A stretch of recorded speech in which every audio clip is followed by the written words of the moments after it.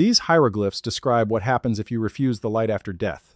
In the eastern wing of the Luxor Museum in Egypt, in a climate-controlled storage annex closed to the public since 1994, there is a papyrus fragment catalogued as LMP 1147. It measures 62 centimeters across. It was excavated from a sealed burial shaft in the Valley of the Kings in 1987 by a joint Egyptian and German archaeological team and transferred to the Luxor Museum Conservation Facility the following year. The fragment belongs to a larger papyrus document, a private copy of what Egyptologists classify under the broad category of the Book of the Dead, the funerary literature the ancient Egyptians used to navigate the afterlife. But the section of text preserved on LMP 1147 does not appear in any other known copy of the Book of the Dead in any museum collection on Earth. Egyptologist Dr. Andrea Gneers, who examined the fragment as part of a 1,992 survey of unpublished Valley of the Kings material, noted in her field report that the text described a specific scenario with no equivalent in the canonical funerary corpus. She flagged it for dedicated follow-up analysis. That analysis was never published. The field report exists in the archive of the Heidelberg University Egyptology Institute. The papyrus exists in the Luxor Museum storage annex. The gap between those two facts is the subject of this investigation. The official position of Egyptology on the ancient Egyptian afterlife is well established and accurately taught. The dead traveled through the Duat, the underworld, a structured realm divided into 12 hours of the night corresponding to the 12 hours the sun god Ra spent traversing the underworld before rising again at dawn. The journey culminated in the Hall of Two Truths, the Hall of Ma'at, where the heart of the deceased was weighed against a feather. If the heart was heavy with wrongdoing, the creature Ammit consumed it. If the heart was light, the deceased was granted passage into the eternal fields of Aru and lived there in a state the texts describe as perfected, complete, and at rest. That is what every textbook says. That framework is accurate as far as it goes. What it does not include is the scenario described on LMP 1147, because LMP 1147 does not describe what happens if your heart fails the weighing. That scenario was already extensively documented across dozens of papyri. LMP 1147 describes what happens if you pass the weighing. The path is opened, the light of the field stands before you, and then you refuse to go. If this kind of investigation into what the Egyptian funerary texts actually contain interests you, subscribe now. Every week, this channel goes directly to the papyrus catalog numbers, the unpublished field reports, and the archived survey notes that never appear in the museum panels or the published academic summaries. The fragment begins with a section of text that has a recognizable parallel in known Book of the Dead compositions, specifically in chapter 125, the chapter governing the Hall of Two Truths and the weighing of the heart. The parallel is close enough that the initial catalog entry classified LMP 1147 as a variant of chapter 125. That classification is what kept it from receiving dedicated attention for 3 decades. A variant of a well-documented chapter is not a priority for study when thousands of papyri await initial cataloging. The category explained the anomaly without requiring anyone to examine it, but the parallel with chapter 125 ends halfway through the fragment. The verb form shifts from the aspirational future tense used throughout the standard Book of the Dead, the form that says what the deceased will do and what the gods will grant, to an entirely different construction. The form that appears is the conditional past, the construction used in Egyptian legal and administrative documents when describing a situation that should not have occurred and what follows from it. When someone deviated from the expected sequence of events and consequences followed, the conditional past was the verb form that recorded it. It is not the language of myth. It is the language of case documentation. The text at the point of transition reads, in the translation provided in Gneers' field report, as follows. The deceased stands before the horizon of the two truths. The balance has found him true of voice. The path is opened, and the light of the field stands before him. Then the construction shifts, and if he turns his face from the light and does not proceed, and remains in the place between. The phrase translated as, the place between carries its own technical weight in the hieroglyphic system. It is not a metaphor or a poetic figure. Egyptian funerary geography is precise. The Duat has named locations, named gates, named lakes, named fields, each with its own associated deities, associated risks, and associated texts. The place between is not found in the standard Duat geography. It is not the field of Aru. It is not the lake of fire. It is not the waiting area before the weighing. Its position in the text places it after the weighing but before the field, occupying a location that the standard funerary geography does not officially acknowledge as a location at all. The Egyptian scribes who produced this text carved a place that is not on any map of the underworld they also produced. The Egyptians did not assign names to hypothetical scenarios. Named locations in the Duat were waypoints the deceased was expected to actually navigate. A named place in the hieroglyphic system implies a class of beings who were expected to arrive there. What happens in the place between, according to LMP 1147, is described across the next register of the fragment in a passage that Guineers's field report summarizes as technically complex, noting three main elements. The first element is that the deceased in the place between retains awareness. The text uses the word sia, meaning divine perception or intelligence, paired with a determinative that in other funerary contexts specifically denotes perception experienced by a living being rather than a spiritual one. The entity in the place between is not in a death state. The awareness is described as continuous, using the same temporal marker the Egyptians applied to the unbroken light of the solar bark as it moved through the underworld. The second element is that the condition of the place between changes over time. The text uses a word root, meaning to diminish or to be reduced, paired with a temporal marker indicating sequential reduction across a series of periods. What diminishes is described using a composite term that Guineers translates as the capacity for choice, combining the hieroglyphic signs for will, action, and the future tense marker. The longer the entity remains in the place between, the more this capacity reduces. This is not a description of a waiting room or a static purgatory. The text is describing a progressive loss of agency that operates whether or not the entity is aware of it. The third element is the mechanism of resolution. Two outcomes are described for the entity in the place between. The first outcome involves a return to the light, described using the same verb form for being guided that appears in the Amduat in relation to the bark of Ra being guided through the underworld by its divine crew. The entity can be guided back toward the field. The text specifies that this guidance comes from outside, from figures whose designation in the hieroglyphs is the same compound glyph used in the Book of Caverns for being stationed at the boundary between the living and the dead. They guide the reluctant one. But the text also states that this guidance requires the capacity for choice to still be present in the entity. Once the reduction is complete, guidance becomes impossible. The second outcome is the one with no parallel in any other published funerary text. The text calls it, in Guineers's translation, the dissolution without witness. The hieroglyphs combine three sign groups. The first is the sign for unmaking or reversal of creation, a sign that elsewhere appears in descriptions of the state before the first creation, the primordial waters of none from which the world emerged. The second sign group is the one used for the concept of complete absence, not death, not sleep, but the state of having no existence at all. And the third sign group is the permanence determinative, the sign used when the Egyptians wanted to indicate that a state was not temporary but final and unreversible. The dissolution without witness is not punishment in the traditional sense. It is the permanent and complete ending of the entity. The Egyptian understanding of the human being extended to 11 components, including the Ka, the vital force, the Ba, the personality that could move between realms, and the Ach, the transfigured spirit that was the goal of the entire funerary process to produce. The dissolution without witness eliminates all of them simultaneously and permanently. No name to speak, no shadow remaining in any realm. The complete cessation, not of the life but of the being itself. The Egyptian funerary tradition elsewhere describes what scholars call the second death, the fate of those whose hearts fail the weighing. What LMP 1147 does is attribute the same outcome to an entirely different cause.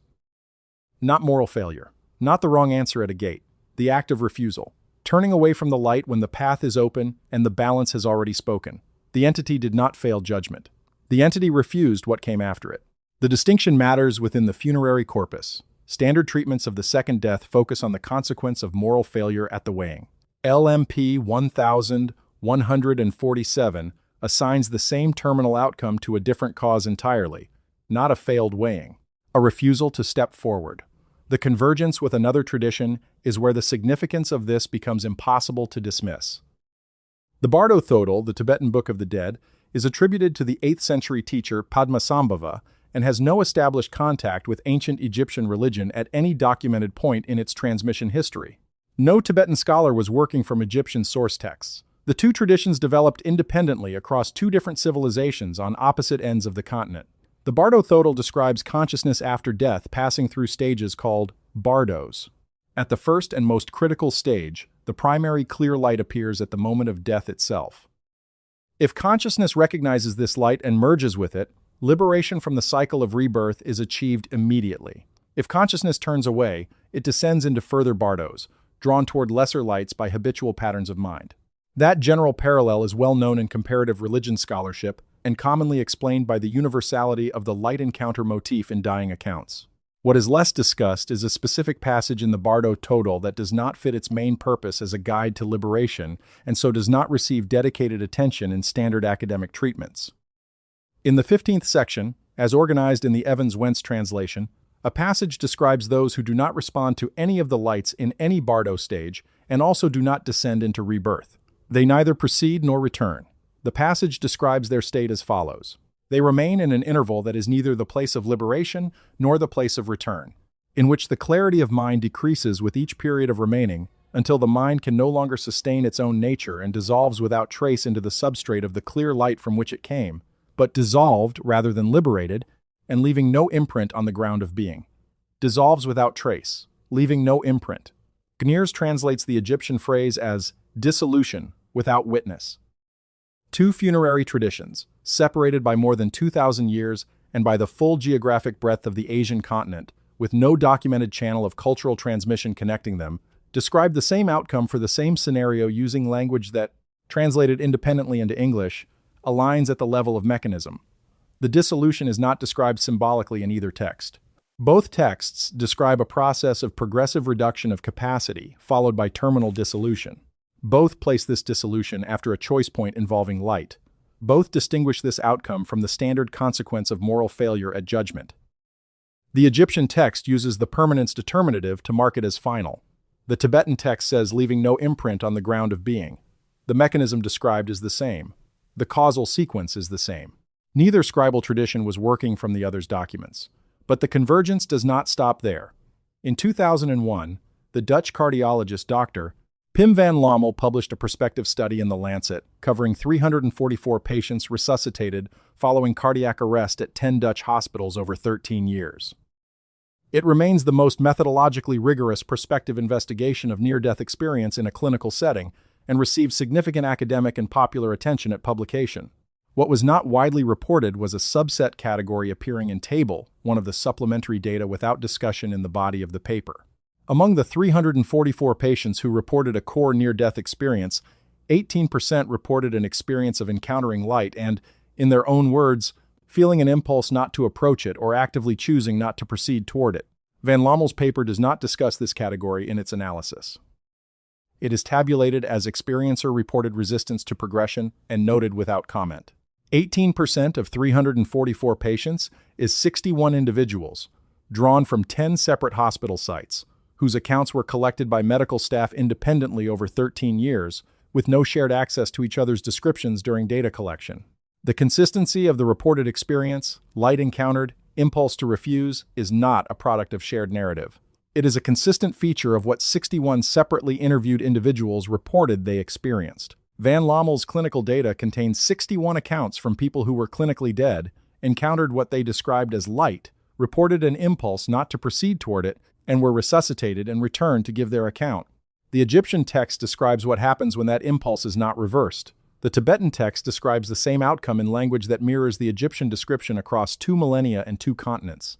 All 3 lines of evidence arrived at the same scenario independently. Now comes the part that requires tracing a longer historical thread. Because the reason LMP 1147 has not received dedicated published analysis is not simply institutional inertia. The treatment of this specific category of Egyptian funerary content has a documented history of selective handling that begins not in the modern period but in the late 19th century, with the figure who did more than anyone else to shape how the English-speaking world understood Egyptian beliefs about death.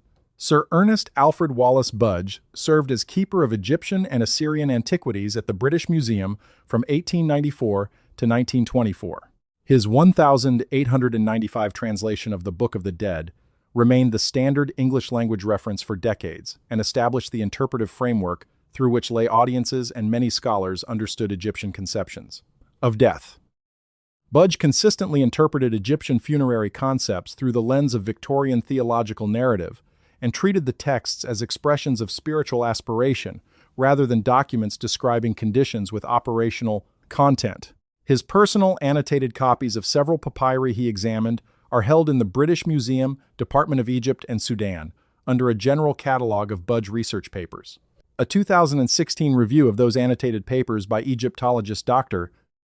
Rita Lucarelli, published in the Göttinger Miscellany Journal, noted that Budge's annotations on at least 3 papyri in the British Museum collection included marginal notations indicating that specific passages had been omitted from his published translations.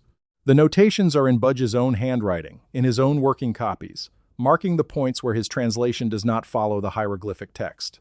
Lucarelli's paper focuses on other aspects of the annotation review and addresses the omission notations only in a footnote, characterizing them as selective editing for audience accessibility. She does not list which passages were omitted or examine their content in relation to known funerary concepts. The 3 papyri with omission notations are held under British Museum registration numbers EA10470, EA10477, and EA10554. All 3 are from the same period and geographic provenance as LMP 1147. All 3 deal with post-weighing stages of the afterlife journey. None of the 3 has been subjected to a comprehensive modern translation mapping Budge's published text against the full hieroglyphic content line by line. The Budge omissions gain additional weight when placed alongside the Vatican Library's holdings of Coptic funerary literature. The Vatican Library holds a collection of Coptic manuscripts under the Borgiana Collection Catalog, acquired by Cardinal Stefano Borgia in the 18th century. Among those manuscripts, catalog numbers Borg, Copt, 109 through 122, are documents falling between disciplinary categories in a way that has limited their study. They are not classical Egyptian hieroglyphic texts and not early Christian theological treatises. They are Coptic translations of Egyptian funerary source material, produced by scribes who had access to temple library holdings that no longer exist in their original form. The Borgiana Coptic funerary texts were catalogued by the scholar Tito Orlandi in a 1974 publication reviewing the collection's contents. Orlandi noted in his catalog entry for texts 109 through 122 that several documents contain descriptions of post-death states with no direct counterpart in the standard Egyptian funerary canon, and that the texts appeared to be translations from a source document dealing with the condition of souls who had not completed the standard journey. He classified them as theologically syncretic and moved on. No published analysis of Borg, Copt. 109 through 122 inches relation to the canonical Egyptian funerary literature has appeared since Orlandi's 1974 entry, theologically syncretic. Inconsistent with the surrounding ceremonial context. Too complex for adequate description without specialist engineering knowledge. The language that stops the inquiry is always language that classifies without examining. The category is sufficient to explain the anomaly and insufficient to investigate it. The most recent restriction layer is the most specific. In 2011, the Egyptian government established the Egyptian Heritage Authority to centralize oversight of access to unpublished archaeological material in Egyptian museum and excavation archives.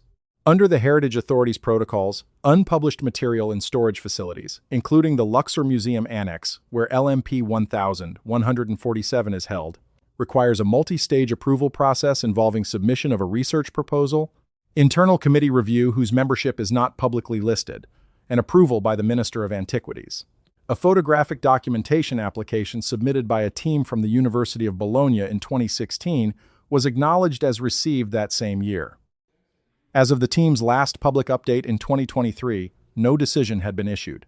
7 years for permission to photograph a fragment in a storage facility is not a processing delay. It is a result.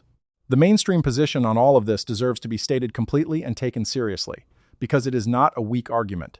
Working Egyptologists would correctly observe that the Egyptian funerary literature is enormous, covering thousands of texts across multiple centuries and regional traditions, and that passages with no parallel in the standard canon appear regularly and are routinely explained by regional workshop variation, scribal creativity, and the personal nature of private funerary commissions. Anomalous content in a private funerary text is not necessarily evidence of suppressed knowledge. It may reflect a single scribe's distinctive theological interpretation. They would point out that convergence between Egyptian and Tibetan funerary concepts is a well-known observation in comparative religion scholarship, and is most parsimoniously explained by the universality of the dying experience. Any tradition carefully documenting what the transition out of life feels like will produce overlapping descriptions because the underlying human neurology and physiology are the same in all bodies. The light, the choice, the dissolution are features of the dying brain rather than descriptions of an independent metaphysical geography.